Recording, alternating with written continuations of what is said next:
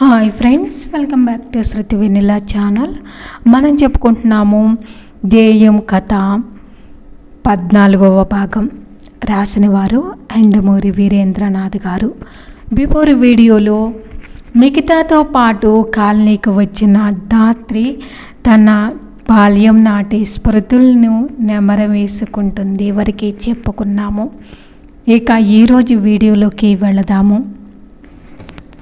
ఇంతకీ స్థలం మార్పు వల్ల మీ నాన్నగారిలో మార్పు ఏమైనా వచ్చిందా అని అడిగింది నిఖిత. పుట్టుకతో వచ్చిన బుద్ధులు పడకలతోనే కానీ పోవంటారు. మా డాడీ విషయంలో అది అక్షరాల నిజం. ఈ కాలనీయే కాదు, దేశాన్ని మార్చినా ఆయనలో మార్పు రాదు.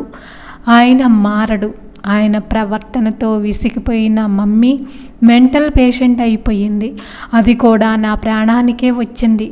డాడీ ద్వారా కుటుంబానికి కలుగుతున్న అపకీర్తిని నా ద్వారా వచ్చే కీర్తితో కప్పిపుచ్చుకోవాలని ఆవిడ ప్రయత్నం.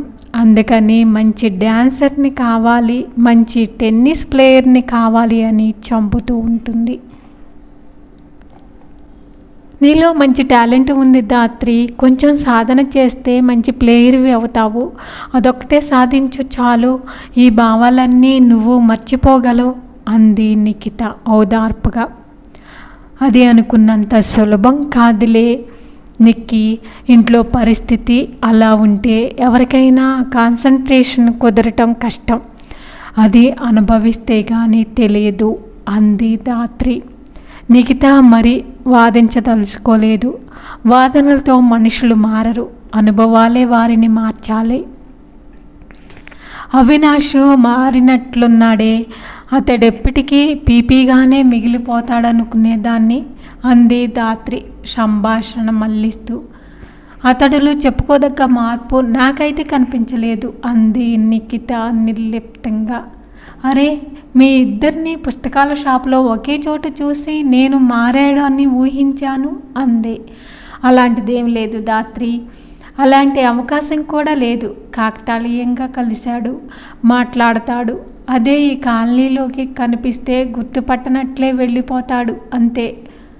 అది సరే కానీ మా ఇంటికి వెళదాం పదా.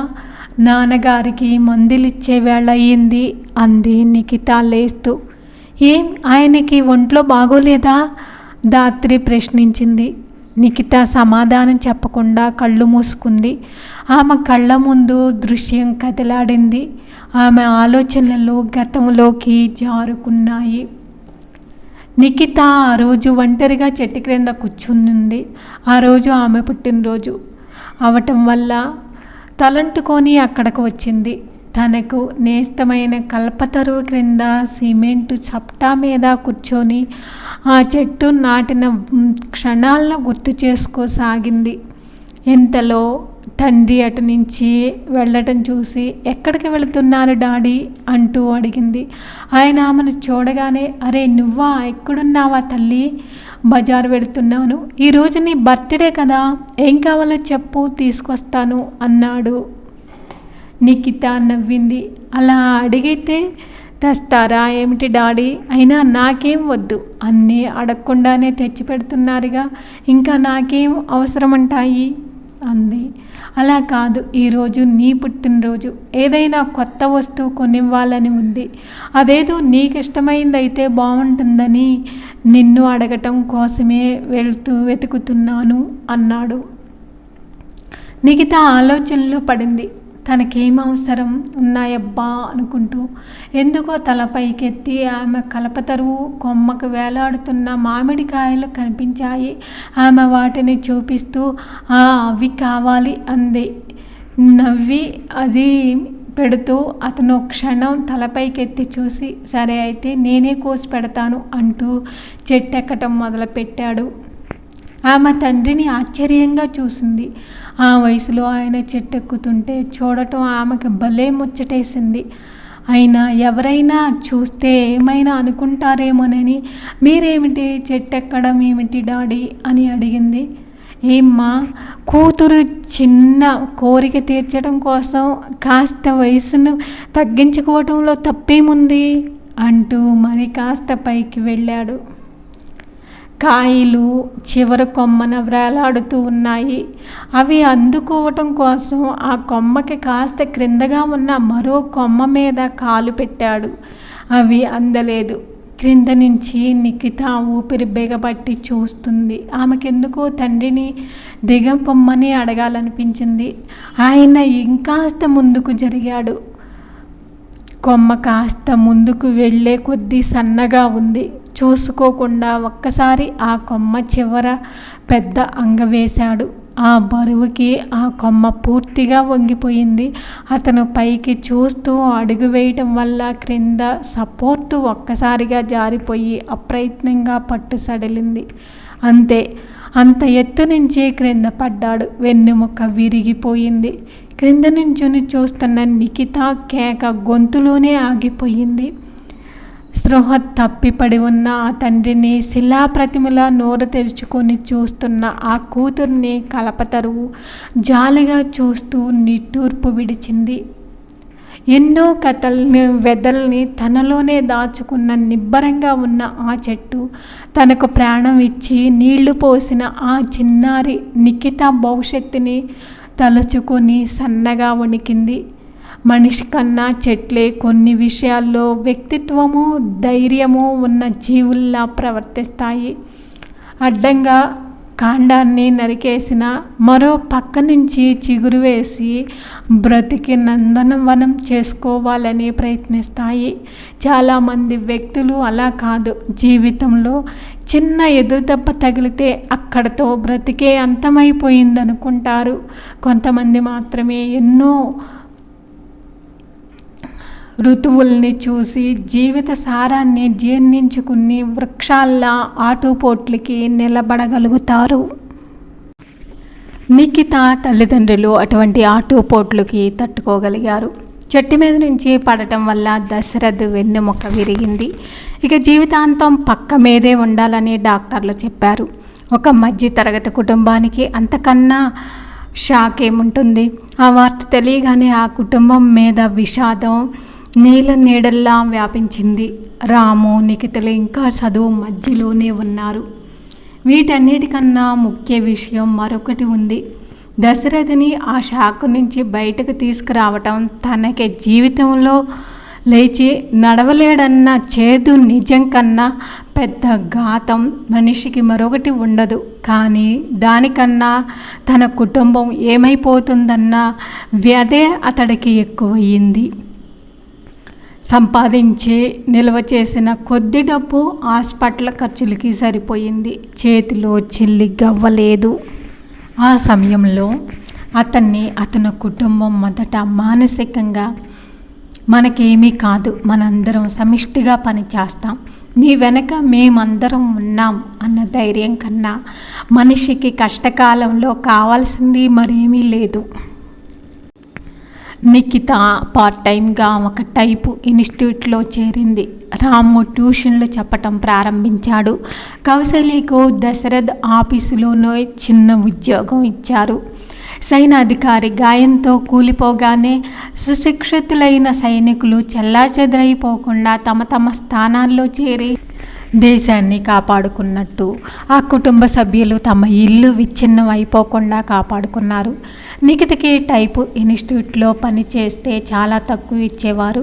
అయితేనే అక్కడ డబ్బు కన్నా ఫీలింగ్ ముఖ్యం. ఆ ఫీలింగే దశరథకు ధైర్యాన్ని ఇచ్చింది. కాస్త నిలదొక్కున్నాక రాముని ట్యూషన్ చెప్పటం మానేయమని అన్నది కౌశల్య. అదేమిటమ్మా, నేను మానేస్తే అలా అన్నాడు అతను ఒప్పుకోకుండా. నువ్వు ప్రస్తుతం చెబుతున్న ట్యూషన్లు నాన్నగారు తీసుకుంటున్నారు. దానివల్ల ఇంకా ఎక్కువ మంది చేరే అవకాశం ఉంది. డబ్బు కోసం మనం మరీ ఇబ్బంది పడే అవసరం లేదు. రాము ఆశ్చర్యంగా ఆ స్థితిలో నాన్నగారినా అన్నాడు. ఆయన స్థితికి ఏం కాలేదు రాము.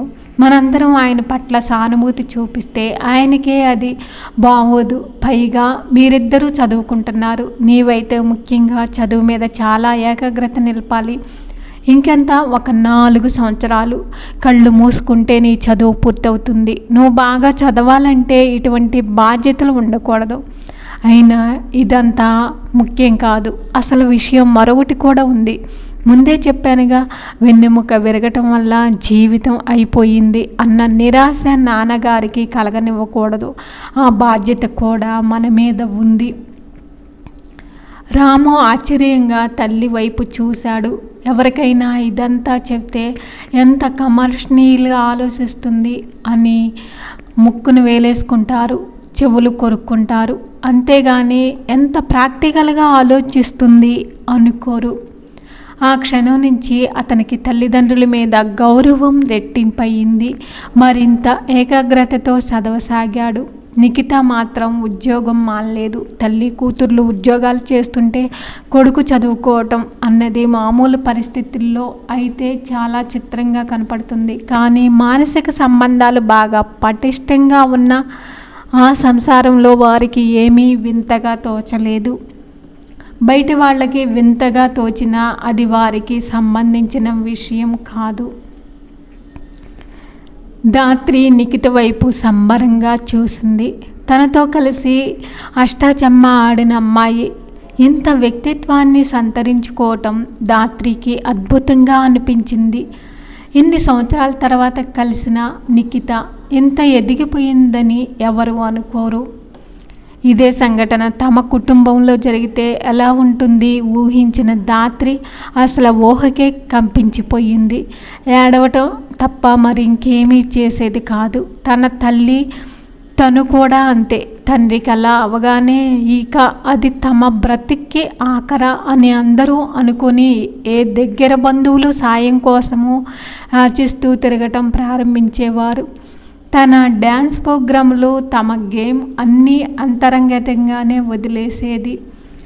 ఏమిటి ఆలోచిస్తున్నావు ధాత్రి అంది నిఖిత. ఇంతటి విషాదాన్ని ఇంత సింపుల్గా ఎలా చెప్పగలుగుతున్నావా అని. ఏమిటో ఈ జీవితాలు, ఎప్పుడు ఎవరికి ఎలాంటి పరిస్థితి వస్తుందో తెలియదు కదా అంది ధాత్రి దిగులుగా. జీవితం అంటేనే ఒక మిస్టరీ ధాత్రి.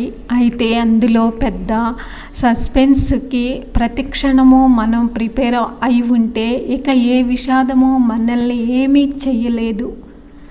ఆమెలో ఉన్నది తనలో లేనిది ఏమిటో ధాత్రికి అర్థమయ్యింది. 16 ఏళ్ల వయసులో సినిమా స్టార్ అవ్వాలనుకునే వాళ్ళు, ఏమాత్రం కష్టపడకుండా 25 ఏళ్లకే లక్షలు సంపాదించాలనుకునే వాళ్ళు ఆ కేటగిరీలోకి వస్తుంది తను. తన గమ్యాలు గొప్పవి, నేననేది చెయ్యగలను, నేనిది చెయ్యగలను అని నిరంతరం అనుకుంటూనే కాలం గడిపేస్తూ ఉంటుంది. కాలంతో పాటు గమ్యము ముందుకు నడుస్తుంటుంది తప్ప తను మాత్రం దాన్ని చేరుకోలేదు. నిఖిత అలా కాదు. విధి ఏ గమ్యాన్ని నిర్దేశించినా దాన్ని ఒక ఛాలెంజ్గా తీసుకొని తన పని నిర్వహిస్తుంది. ధాత్రి మరికొంచెం సేపు ఆమెతో మాట్లాడి అక్కడి నుంచి బయలుదేరింది. లూనా మీద వెళ్తుంటే ఆమెలో ఎన్నో గత స్మృతులు కదిలాడసాగాయి. తాము నాటిన మామిడి చెట్లు, పార్కులు, తాము ఆడుకున్న ఆట స్థలం, వరుసగా అన్నిటినీ చూసుకుంటూ వెళ్ళసాగింది. 5-6 సంవత్సరాల క్రితపు జ్ఞాపకాలతో ఆమె వాహనం నడుపుతూ వీధి మలుపు తిరుగుతుండగా ఎదురు నుంచి మోటార్ సైకిల్ వచ్చి ఆమెను ఢీకొంది. అదృష్టవశాత్తు పక్కన గడ్డి ఉండటంతో ఆమెకు దెబ్బలు తగలేదు. ఈలోపు మోటార్ సైకిల్ నడుపుతున్న యువకుడు బండి ఆపి స్టాండ్ వేసి దగ్గరకు వచ్చాడు. దెబ్బ తగిలిందా అన్నాడు ఆమెను నిశ్చితంగా చూస్తూ. ధాత్రి కోపంగా, అంతే స్పీడ్ ఏమిటి మిస్టర్, ఇంకా నయం ఏ ఎముకో విరగలేదు, అదృష్టం అని కాళ్ళు చేతులు దులుపుకుంటూ లేచి నిలబడింది. టర్నింగ్లో హారన్ కొట్టాలని తెలియని నీకు లైసెన్స్ ఎవరిచ్చారు ధాత్రి అని అడిగాడు అతను చిరునవ్వుతో. ధాత్రి ఉలిక్కి పడింది. అతన్ని పరీక్షగా చూసి, అరే ప్రేతం నువ్వా అంది ఆశ్చర్యంగా, సంతోషం మిళితమైన స్వరంతో. నేనే, బాగా పొడుగయ్యావు సుమా, చూడగానే గుర్తుపట్టలేకపోయాను. చాలా రోజుల తర్వాత కలిశాం కదూ, బహుశా 5-6 సంవత్సరాలు అయి ఉంటుంది అన్నాడు. నిజంగానే ధాత్రి వయసుతో పాటు కొత్త అందాలని చాలా సంతరించుకుంది. అవును, నువ్వు చాలా పొడిగయ్యావు అంది అతని వైపు చూస్తూ. ఆ తర్వాత వాళ్ళిద్దరూ అక్కడే చాలాసేపు నిలబడి మాట్లాడుకున్నారు. వెడుతూ ప్రీతం ఆమె డాన్సింగ్ స్కూల్ అడ్రస్ తీసుకొని రేపు సాయంత్రం వస్తాను అన్నాడు.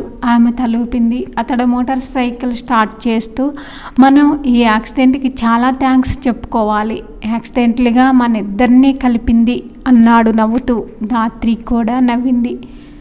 ఈ చిన్న యాక్సిడెంట్ వల్ల పెరిగిన పరిచయం ఏ యాక్సిడెంట్కి దారి తీస్తుందో కాలమే నిర్ణయించాలి. ధ్యేయం తర్వాత భాగం నెక్స్ట్ వీడియోలో చెప్పుకుందాం. ఈ వీడియో మీకు నచ్చితే లైక్ చేయండి, కామెంట్ చేయండి. Please subscribe my channel. Thank you for watching.